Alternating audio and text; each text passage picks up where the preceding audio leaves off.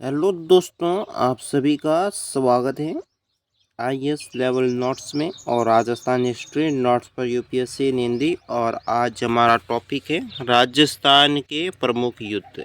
राजस्थान में कौन कौन से युद्ध हुए हैं और दोस्तों किन महाराजाओं ने अपनी वीरांगना की गाथाएं गाई जाती हैं, यानी कि वे वीर गति को प्राप्त हुए थे, और किसकी युद्ध में विजय हुई।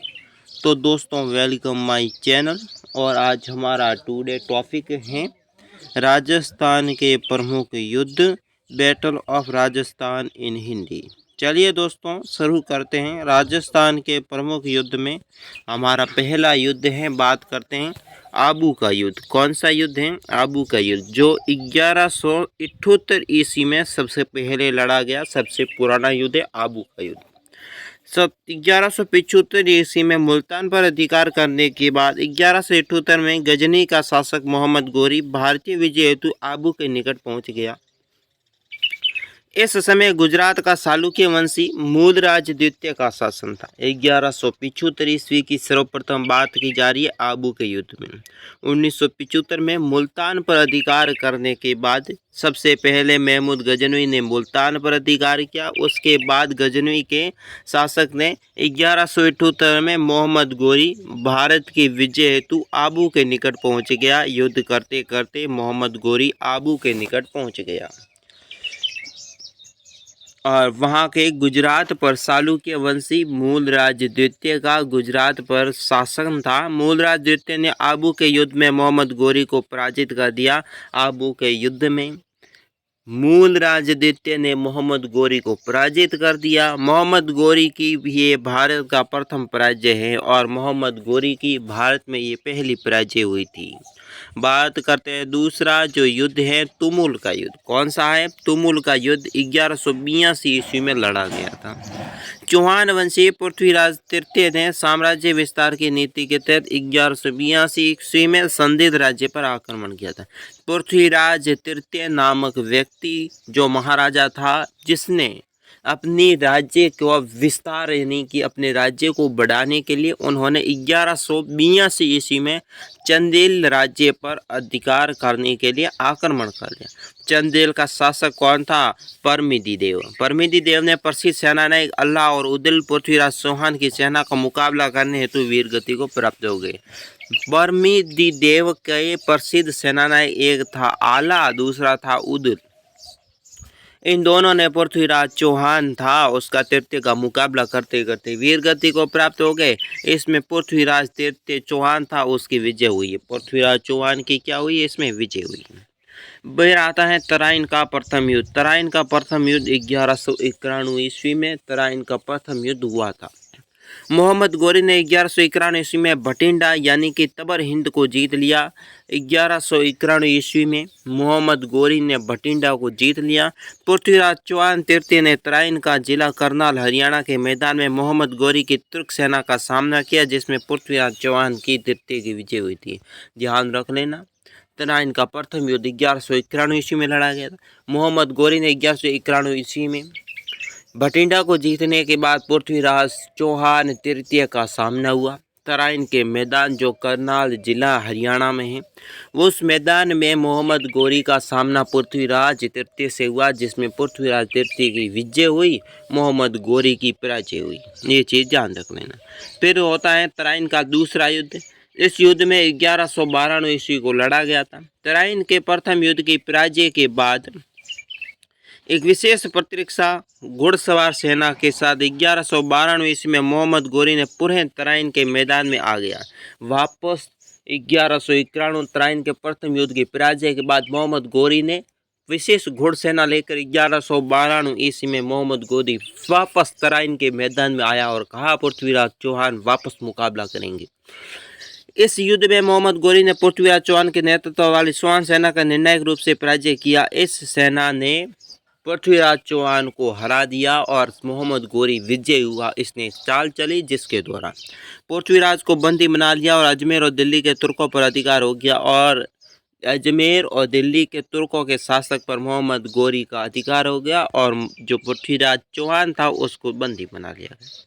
अब बार होता है रणथंभौर का युद्ध। 1301 ईस्वी में रणथंभौर का युद्ध हुआ था। रणथंभौर का सबसे प्रतापी प्रसिद्ध शासक हमीर देव चौहान था, जिसने दिल्ली सुल्तान अलाउद्दीन खिलजी के विद्रोही सेनापति मोहम्मद शाह को शरण प्रदान की। इस वजह से अलाउद्दीन खिलजी क्रोधित होकर 1300 में ईस्वी में रणथंभौर दुर्ग पर आक्रमण किया था।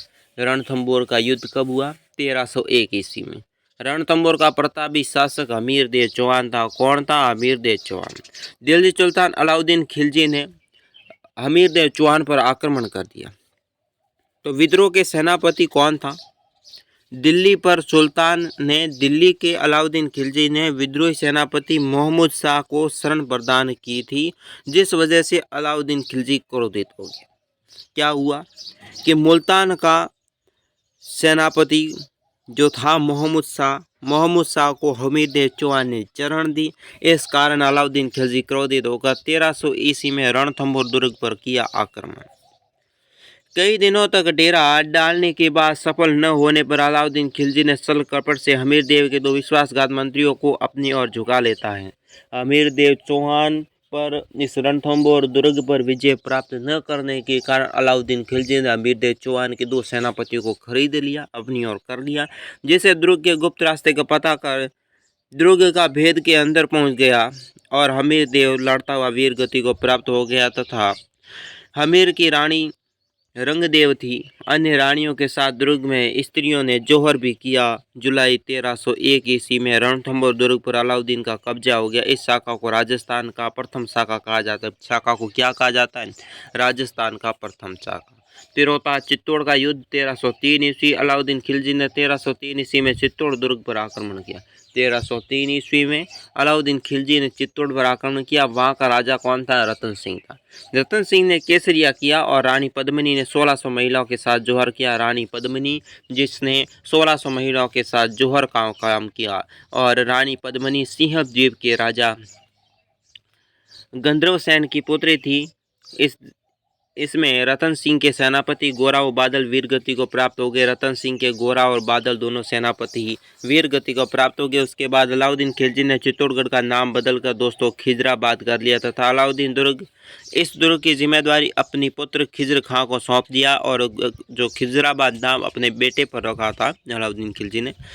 इसे मेवाड़ का प्रथम शाखा था, राजस्थान का दूसरा शाखा। मेवाड़ का तो प्रथम शाखा है और राजस्थान का दूसरा शाखा है। राजस्थान का प्रथम शाखा रणथंभौर का दुर्ग का था, जो हमने पीछे पढ़ा था। बात करते हैं सिवाना का युद्ध। 1308 ईस्वी में सिवाना का युद्ध लड़ा गया था। इसमें कमालुद्दीन गर्ग के नेतृत्व अलाउद्दीन खिलजी के सेना ने सिवाना के दुर्ग पर आक्रमण किया। इस समय सिवाना का शासक कौन था? शीतल देव, जिसे सातल देव कहते हैं। और शीतल देव का पुत्र नाम सोमदेव था। यानी कि सिवाना का युद्ध 1308 ईस्वी में कमालुद्दीन गर्ग के नेतृत्व में अलाउद्दीन खिलजी की सेना ने कमालुद्दीन गर्ग की नेतृत्व किया। अलाउद्दीन खिलजी की सेना को लेकर सिवाना के दुर्ग पर आक्रमण किया। सिवाना का शासक कौन था? शीतल देव था। उसका पुत्र सोमदेव था। शीतल देव ने वीर सेनापति भावले पमार था। काफ़ी समय बीत जाने के बावजूद भी अलाउद्दीन खिलजी ने सिवाना दुर्ग पर कब्जा नहीं ले सका। फिर उन्होंने छल कपट करके शीतल देव के सेनापति भावले पवार को लालच देकर अपने पक्ष में कर दिया। शीतल देव के सेनापति को लालच देकर अपने पक्ष में करना और भावले पवार ने अलाउद्दीन खिलजी ने दुर्ग के गुप्त रास्ते का बता दिया कि यहाँ से यहाँ के किले के अंदर घुसा जा सकता है, जिससे ये दुर्ग में प्रवेश करने में सफल हुआ। शीतल देव व सोमदेव लड़ते हुए वीर गति को प्राप्त हो गए। दुर्ग की ललनाओं ने जोहर भी किया, यानी महिलाओं ने जोहर भी किया। ललनाओं ने महिलाओं ने जोहर भी किया।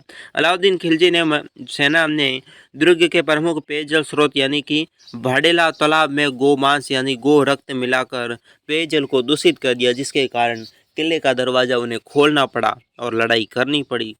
अलाउद्दीन खिलजी द्वारा सिवाना दुर्ग को जीत जाने के बाद उसका नाम बदलकर दोस्तों सिवाना दुर्ग का खेराबाद कर लिया। बात करते हैं जालोर का दुर्ग। जालोर का दुर्ग भी दोस्तों बहुत प्रसिद्ध है। सन 1311 ईस्वी में अलाउद्दीन खिलजी ने जालोर पर आक्रमण किया। उस समय वहां का शासक कानर देव था। अलाउद्दीन खिलजी हर तरीके से दुर्ग के फतह करने में नाकाम रहा। यह भी एक दुर्ग सिवाना दुर्ग की तरह जालोर का दुर्ग भी बहुत कठिन दुर्ग है, जिसमें घोषणा बहुत नामुमकिन चीज है। पर क्या हुआ कि 1311 ईस्वी में अलाउद्दीन खिलजी ने जालोर पर तो आक्रमण कर लिया, पर वहां पर शासक कौन था? कानर देव चौहान। ध्यान रख लेना, अलाउद्दीन खिलजी के समय जालोर का शासक कौन था? कान्हड़देव चौहान। कान्हड़देव चौहान की किला इस प्रकार किलेबंदी की हुई है जालोर की, जिसमें फतेह करना बहुत नाकाम काम था। फिर भी उन्होंने कान्हड़देव के सेनापति दाही अबिका को लालच देकर गुप्त रास्ते का पता किया, जालोर दुर्ग पर आक्रमण किया, जिससे कान्हड़देव वीरगति को प्राप्त थे। उन्हें वीर वीरमदेव ने अपनी कुलपति आशापुरी माता के सामने कटार गोप कर आत्महत्या भी कर दी थी। आशापुरी माता के सामने कुलदेवी की थी उनकी, उनके सामने उनके बेटे ने कटार गोप कर अपनी आत्महत्या कर ली। इस प्रकार इन वीरों ने केसरिया भी किया। कान्हड़देव की रानी जैतल देव ने जौहर किया। उसके बाद अलाउद्दीन खिलजी ने जालोर का नाम बदलकर जलालाबाद कर दिया। जालोर का नाम बदलकर अलाउद्दीन खिलजी ने जलालाबाद कर दिया। जालोर पर विजय प्राप्त कर दी। कहते हैं नाराई के भाव रास्ते के। बात करते हैं सिगोला का युद्ध। सिगोला का युद्ध 1326 ईस्वी में 1326 ईस्वी में सिसोदिया राणा हमीर ने सिगोलिया के युद्ध चित्तौड़ में दिल्ली का सुल्तान महमूद बिन तुगलक ने पराजित कर दिया। राणा हमीर था सिसोदिया वंश का। सिगोली का युद्ध चित्तौड़गढ़ में हुआ था, जिसमें दिल्ली का सुल्तान कौन था? मोहम्मद बिन तुगलक को पराजित किया राणा हमीर ने। फिर दोस्तों बात करते हैं सांगरपुर का युद्ध 1437 में। महाराणा कुंभा ने 1437 में सांगरपुर के युद्ध में मालवा और मांडू के सुल्तान मोहम्मद खिलजी ने प्रथम को पराजित कर मालवा पर विजय उपलक्ष्य में 9 मंजिल कीर्ति स्तंभ यानी कि विजय स्तंभ का निर्माण कराया। सांगरपुर का युद्ध 1437 ईस्वी में हुआ था, जिसमें सांगरपुर के युद्ध में मालवा यानी कि मांडू का सुल्तान कौन था? मोहम्मद खिलजी प्रथम था, जिसको पराजय कर मालवा पर कीर्ति स्तंभ बनाया था महाराणा कुंभा ने, जिसे कहते हैं विजय स्तंभ, बहुत प्रसिद्ध है। दाड़िमपुर का युद्ध ये दोस्तों 1473 में ये युद्ध हुआ था। कुंभा का पुत्र रायमल ने अपनी समर्थकों की सलाह पर दाड़िमपुर के युद्ध में अपनी भाई उदा को पराजित किया। किसको पराजित किया था? अपने भाई उदा को पराजित किया और चित्तौड़ पर अधिकार कर लिया। उदा वहां से भागकर मांडू चला गया, जहां बिजली गिरने से उसकी मृत्यु हो गई। जहां पर मांडू में बिजली गिरने से उसकी मृत्यु हो गई। बात करते हैं खातौली का युद्ध जो 1517 ईस्वी में हुआ था। राणा सांगा ने 1517 में खातौली के युद्ध में इब्राहिम लोदी को पराजित किया। इब्राहिम लोदी को राणा सांगा ने 1517 ईस्वी में खातौली युद्ध बूंदी में लड़ा गया था, वहां उन्होंने उसको पराजित किया इब्राहिम लोदी को। बाड़ी का युद्ध 1518 में राणा सांगा ने 1518 में बाड़ी धौलपुर के युद्ध में इब्राहिम लोदी को पराजित किया। राणा सांगा ने 1518 में इब्राहिम लोदी को पराजित किया था 1518 में, जो बाड़ी धौलपुर में इसका युद्ध भूमि का मैदान है जो स्थित है। गणगौर का युद्ध या गागरोन का युद्ध, गागरोन का युद्ध 1519, गणगौर नहीं, गागरोन का युद्ध 1519। राणा सांगा ने 1519 में गागरोन का युद्ध झालावाड़ा में मालवा के महमूद खिलजी द्वितीय को पराजित किया था। राणा सांगा ने महमूद खिलजी द्वितीय को पराजित किया था 1519 में गागरोन का युद्ध, जो अब वर्तमान में झालावाड़ा में स्थित है। बात करते हैं ढोसी का युद्ध दोस्तों। ढोसी का युद्ध 1526 में हुआ था। बीकानेर के राठौड़ शासक राव लूणकरण ने 1526 में नारनौल हरियाणा के शासक शेख अबीरुद्दीन के साथ ढोसी का युद्ध किया, जिसमें राव लूणकरण वीरगति को प्राप्त हुआ तथा राठौड़ सेना की विजय हुई। वहां पर क्या हुआ? बिकार के राठौड़ शासक लूणकरण था, जिसने दोस्तों नारलोन के हरियाणा के शासक था शेख अबीमीरा के साथ युद्ध किया, जिसे कहता है ढोसी का युद्ध, जिसमें राव लूणकरण था वीरगति को प्राप्त हुआ और नारलोन हरियाणा का शेख था वो दोस्तों विजयी हुआ। बात करते हैं बयाना के युद्ध। बयाना के युद्ध हुआ था 16 फरवरी 1527 में। 16 फरवरी 1527 को बयाना के युद्ध में राणा सांगा ने सैनिकों ने बाबर के सैनिकों पर दुर्ग रक्षक के बाबर बहलोल मोहम्मद ख्वाजा को हराकर बयाना के दुर्ग पर कब्जा कर लिया। यानी कि बाबर के सैनिकों को हराकर राणा सांगा ने 16 फरवरी 1527 को बयाना के युद्ध में अपनी विजय प्राप्त कर बयाना के दुर्ग पर अधिकार कर लिया। फिर हुआ खानवा का युद्ध राणा सांगा और बाबर के मध्य 17 मार्च 1527 को लड़ा गया। खानवा के युद्ध में राणा सांगा बाबर को पराजित कर लिया। खानवा के युद्ध में रूपास भरतपुर में बाबर ने जहाद धर्म युद्ध का नारा दिया। इस युद्ध में सांगा ने पाती पैरवक प्रथा का प्रयोग करा, यानी कि खानवा के युद्ध 17 मार्च 1527 को लड़ा। 17 मार्च 1527 को खानवा का युद्ध राणा सांगा और बाबर के मध्य, ठीक है। इस युद्ध में राणा सांगा बाबर से पराजित हुआ, यानी बाबर ने राणा सांगा को हरा दिया। खानवा का युद्ध में बाबर ने जिहाद धर्म युद्ध का नारा भी बाबर ने इस युद्ध में दिया था। इसके तहत इसमें राजस्थान के 7 राजा, 9 राव, 104 सामान शामिल थे। बाबर ने इस युद्ध में तुगलकनामा पत्ती का प्रयोग किया था। बाबर ने सर्वप्रथम तुगलकनामा युद्ध पत्ती का यहाँ पर प्रयोग किया है, जिसमें उसके सैनिकों के पास तोपें और बंदूकें भी थी। बाबर के सैनिकों के पास तोपें थी, बंदूकें थी। युद्ध में सांगा के सिर पर एक तीर लगा, जिससे सांगा घायल हो गया। सांगा के सिर पर एक तीर लगा तो सांगा घायल हो गया। उन्होंने अपनी राजसिने यानी हाथी सांदड़ी की झाला अजा को दे दिया। इस युद्ध के मैदान को छोड़कर बसवा गांव दौसा पहुंच गया। बसवा दौसा में सांगा का सबूतरा बना हुआ है, वहां पर राणा सांगा की मौत हो गई। ठीक है। फिर हुआ था सेवकी गांव का युद्ध।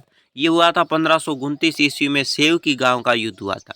मारवाड़ के राव गंगा के विद्रोह में सासा शेख ने नागौर के शासक दौलत खां की सहायता से जोधपुर पर आक्रमण करने का प्रयास किया, किंतु रावा गंगा ने बीकानेर के राव जयसिंह की सहायता से सेवक ग्राम जोधपुर में युद्ध दोस्तों किया था, आक्रमणकारी को पराजित कर लिया। यानी कि सेवकी ग्राम के युद्ध में वहां पर मारवाड़ के राव गंगा के विद्रोह में सासा शेख ने नागौर के शासक दौलत खां की सहायता से जोधपुर पर आक्रमण किया था। कहाँ पर किया आक्रमण?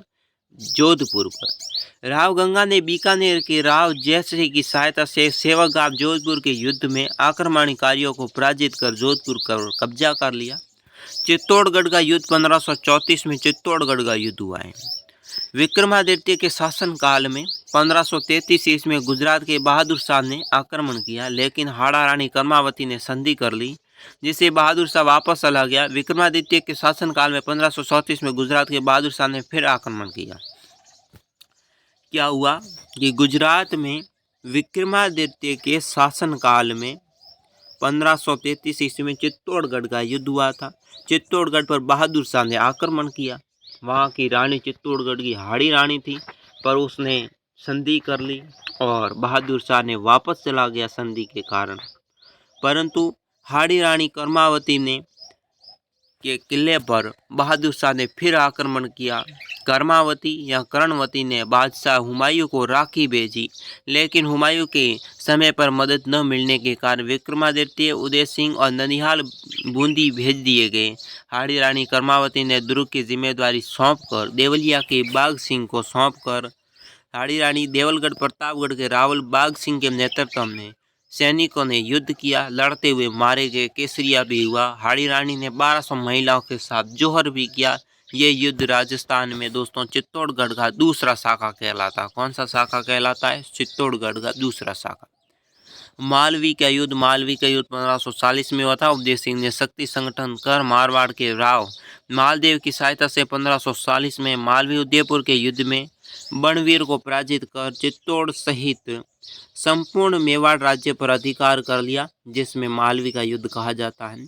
पाहोबा का युद्ध दोस्तों 1541 में पाहोबा का युद्ध हुआ। राव मालदेव, सेनापति जैता और कुंपा ने 1541 में पाहोबा साहिबा के युद्ध में बीकानेर के राज जयसिंह को हराया था। पाहोबा साहोबा के युद्ध में दोस्तों मालदेव ने बीकानेर के राज जयसिंह को हराया था। बीकानेर में मालदेव पर अधिकार हो गया। बीकानेर पर मालदेव का अधिकार हो गया। मालदेव ने पोपा को झुंझुनू की जागीरी देकर पोपा नाम के सेनापति को झुंझुनू की जागीर देकर बीकानेर के प्रशासन नियुक्त कर दिया। बीकानेर का प्रशासन नियुक्त कर दिया। गिरी सुमेल का युद्ध जिसे कहते हैं जैतारण का युद्ध, यह युद्ध जनवरी 1544 में हुआ था। 5 जनवरी 1544 को जैतारण पाली के निकट गिरी सुमेलगिरी के युद्ध में शेरशाह सूरी ने बड़ी कठिनाई से मालदेव की सेना को पराजित किया था। क्या किसने किया? जैतारण पाली के निकट गिरी सुमेल के युद्ध में शेरशाह सूरी ने मालदेव की सेना को पराजित किया। शेरशाह सूरी ने कहा, एक मुट्ठी भर बाजरे के लिए मैं हिंदुस्तान की बादशाह खो देता, क्योंकि इस युद्ध में मालदेव विजय होने वाला था।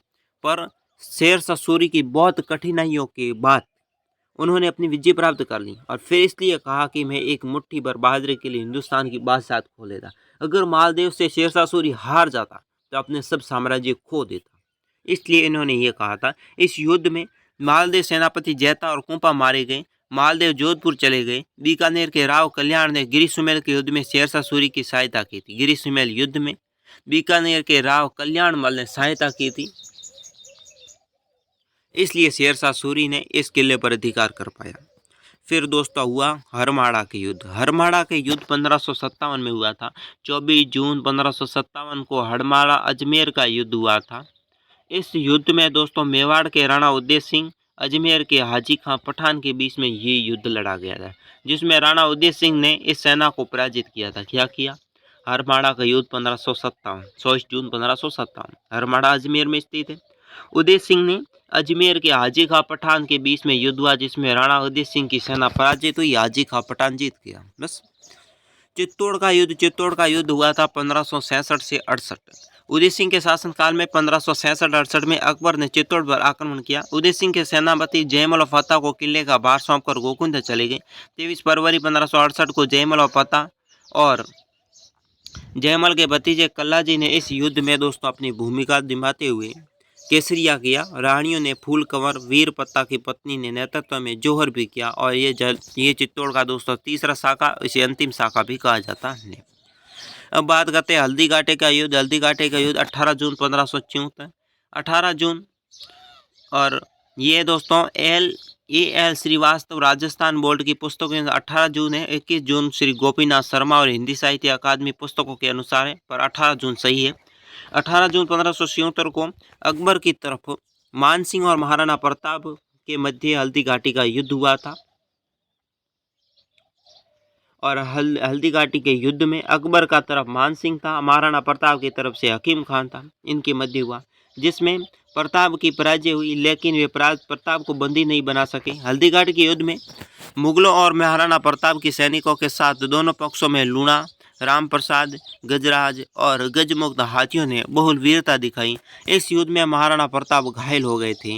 होने के बाद राजसिंह ने झाला, जिसमें बींदा मन्ना को धारण करवाकर युद्ध भूमि के बाहर बलीचा चले गए। वहां से प्रताप ने घोड़े चेतक ने अंतिम सांस ली थी। प्रताप को युद्ध भूमि से बाहर चेतक ने महाराणा प्रताप को छोड़कर अपनी अंतिम सांस ली। वहां पर बलीचा में चेतक का चबूतरा स्मारक बना हुआ है। इस युद्ध में अबुल फजल ने इसको खमनोर का युद्ध भी कहा। कौन सा युद्ध का? खमनोर का युद्ध। यह बदायूं ने गोकुंदा का युद्ध भी से कहा है। बात करते हैं कुंभलगढ़ का युद्ध। 1578 ईस्वी में कुंभलगढ़ का युद्ध हुआ था। अकबर ने एक सेना शाहबजाह खान के नेतृत्व में कुंभलगढ़ पर विजय हेतु सेना भेजी। राणा प्रताप ने किले की रक्षा हेतु जमा मान सिंह, जिसे सोनगरा को सौंपकर पहाड़ों में चले गए। कड़ी मेहनत के बाद अप्रैल 1578 में शाहबाज खान ने कुंभलगढ़ पर अधिकार कर लिया। शाहबाज खान ने कुंभलगढ़ पर अधिकार किया, जिसके बाद प्रताप ने चावंड को अपनी राजधानी बनाई थी। प्रताप ने चावंड को राजधानी बनाई। फिर हुआ दिवेर का युद्ध अक्टूबर 1582 में। महाराणा प्रताप ने मेवाड़ की भूमि को मुक्त कराने के लिए दिवेर में प्रारंभ हुआ। दिवेर से अपने युद्ध को प्रारंभ किया। 1582 में प्रताप और अकबर के मध्य दिवेर के युद्ध में, जिसे कर्नल जेम्स टॉड ने मैराथन का युद्ध भी दिवेर के युद्ध को कहा है, क्योंकि यहाँ पर महाराणा प्रताप की विजय शुरू हुई थी। महाराणा प्रताप ने अपनी विजय शुरू की थी। दिवेर के युद्ध में महाराणा प्रताप ने मुगलगढ़ पर आक्रमण किया, जिसके परिणामस्वरूप अकबर द्वारा मेवाड़ के 36 मुगल चौकियों को बंद करना पड़ा। महाराणा प्रताप के मुगलगढ़ पर आक्रमण करने के बाद अकबर के 36 मुगल चौकियों को बंद करना पड़ा, उन्हें ध्वस्त कर दिया गया। महाराणा प्रताप ने मांडलगढ़ और चित्तौड़गढ़ के अलावा पूरे मेवाड़ पर अपना साम्राज्य स्थापित कर लिया। मांडलगढ़, चित्तौड़, इन सभी पर महाराणा प्रताप ने अपना अधिकार जता लिया। फिर हुआ था दत्तानी का युद्ध 1583 में। 1583 में राव सुरताना जगमाल के मध्य दत्तानी का युद्ध हुआ था। इस युद्ध में जगमाल मारा गया था। जगमाल, राव सुरताना दोनों के मध्य युद्ध हुआ, जिसमें जगमाल मारा गया, राव सुरताना जीत गया। फिर मतीरे की डाल का युद्ध हुआ 1644 में। इस युद्ध में नागौर के अमर सिंह राठौड़ और बीकानेर के करण सिंह के मध्य दोस्तों जाखमणिया गांव की सीमा को लेकर युद्ध हुआ था, जिसे कहते हैं मतीरे की राड़ का युद्ध। ये मतीरे राड़ के युद्ध में रूप में विजय प्रसिद्ध हुआ, और जिसमें अमर सिंह का विजय हुई। अमर सिंह था, उसकी विजय हुई नागौर के शासक की। बीकानेर का करण सिंह हार गया। दोराई का युद्ध हुआ मार्च 1659 में दोराई का युद्ध हुआ। अजमेर के पास दोराई नामक स्थान पर दोस्तों मार्च 1659 में औरंगजेब और दारा सिकोई के मध्य उत्तराधिकार युद्ध हुआ, जिसमें औरंगजेब जीत गया। कौन जीता? औरंगजेब जीत गया। दारा सिकोई दोनों के मध्य हुआ, औरंगजेब हारा था। फिलसूद का युद्ध हुआ था 1715 में। 1715 में फिलसूद भीलवाड़ा में स्थित है, ठीक है, जिसमें सवाई जय सिंह और मराठों के बीच में युद्ध हुआ, जिसमें सवाई जय सिंह ने मराठों को पराजित किया था फिलसूद के युद्ध में 1715।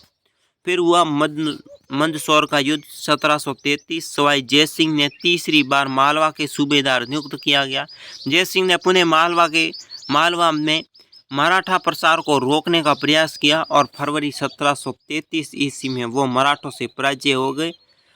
कौन पराजय हुए? जय सिंह। ठीक है, मंदसौर के युद्ध में मराठा जीत गए। फिर हुआ मुकुंदरा का युद्ध 1735। 17 जुलाई 1735 को मराठों ने रामपुरा के निकट मुकुंदरा की राजपूत सेना को घेरकर पराजित कर दिया।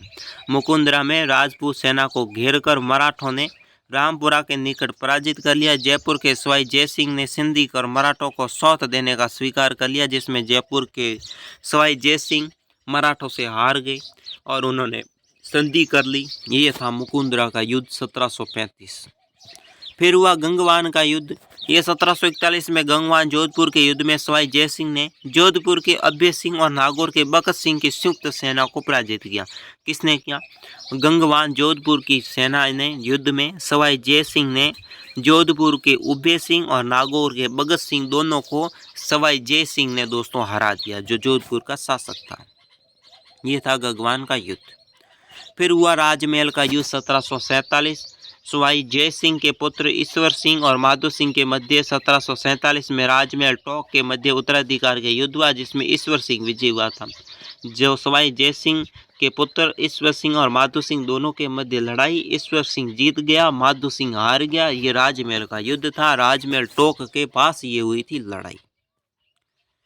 मानपुरा का युद्ध 1748 में जयपुर के सवाई ईश्वर सिंह ने मार्च 1748 में मानपुरा अलवर नामक स्थान पर अहमद शाह अब्दाली की सेना को पराजित किया। अहमद शाह अब्दाली की सेना को पराजित किया था जयपुर के सवाई ईश्वर सिंह ने मार्च 1748 में।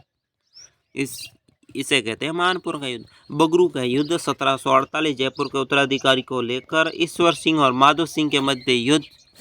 दूसरे उत्तराधिकारी युद्ध में 1748 बगरी जयपुर के नामक स्थान पर हुआ था, जिसमें माधो सिंह ने ईश्वर सिंह को पराजित कर दिया। माधो सिंह ने ईश्वर सिंह को पराजित कर लिया। पहले युद्ध में माधो सिंह पराजित हुआ था, वापस माधो सिंह यहाँ का राजा बन गया। भाटवाड़ का युद्ध 1761 में कोटा नेतृत्व जालम सिंह ने युद्ध किया था, जिसमें जयपुर सेना के मध्य भटवाड़ा में युद्ध हुआ था, जिसमें जयपुर की सेना पराजित हुई थी और कोटा की सेना झाला जालम सिंह के नेतृत्व में विजय प्राप्त किया। भटवाड़ा का युद्ध 1761।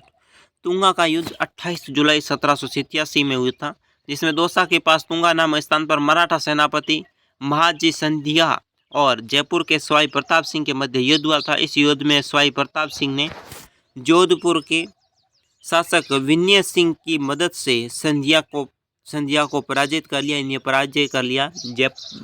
जयपुर का कौन था? सवाई प्रताप सिंह और जोधपुर का शासक विनय सिंह दोनों ने मराठों को हरा दिया। पाटन का युद्ध हुआ था 20 जुलाई 1790 20 जुलाई को पाटन के युद्ध में महाजी सिंधिया और सवाई प्रताप सिंह के मध्य हुआ था। 20 जुलाई 1790 को हुआ था। इस युद्ध में सेनापति महाजी सिंधिया विजयी रहे थे। महाजी सिंधिया पाटन के जो सेनापति थे वे विजयी हुए, सवाई प्रताप सिंह हार गए।